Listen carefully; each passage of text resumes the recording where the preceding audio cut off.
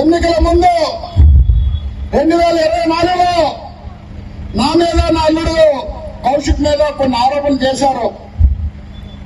Endowment భూములు అమ్మేసుకున్నాడు వీరభద్ర స్వామి, చెరువులు కప్పేశాడు వీరభద్ర స్వామి, ప్రభుత్వ భూములు అమ్మేశాడని. ఏం మామయ్య చర్య తీసుకోవాలంటారు అని అడుగుతున్నాం. అది వాస్తవం అయితే ఎవరికైతే మేము రిజిస్ట్రేషన్ చేశామో ఆ రిజిస్ట్రేషన్ క్యాన్సిల్ చేయండి, ఆ కార్యక్రమం చేసిన అధికారులు సస్పెండ్ చేయండి, అందులో ఉన్న మమ్మల్ని చర్యలు తీసుకోవడానికి ధైర్యంగా మేము వెళ్తున్నాం.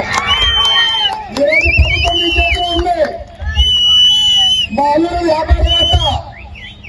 వ్యాపారం చేసుకునే వ్యక్తి మామగారు నేను రాజకీయాల్లో ఉన్నాను, రాజకీయాల్లోకి వస్తే కనీసం ఒక రోజు కూడా మున్సిపల్ ఆఫీసులోకి వెళ్ళండి. కౌశిక్ ని అనేక ఆరోపణలు చేశారు.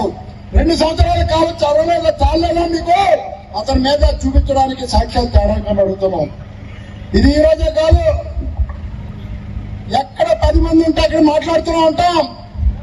2 సంవత్సరాల కాలం అయింది, రానున్న 3 సంవత్సరాల కాలంలో మీరు నిరూపణ చేసి మా మీద చర్యలు తీసుకోండి మేము ధైర్యంగా అడుగుతున్నామని. సామాన్య కార్యకర్తగా రాజకీయాల్లోకి వచ్చి విజయనగరం జిల్లా కేంద్రంలో స్వతంత్ర అభ్యర్థిగా గెలిచాము అంటే ప్రజల మన్నలు పొందబట్టి గెలిచాము.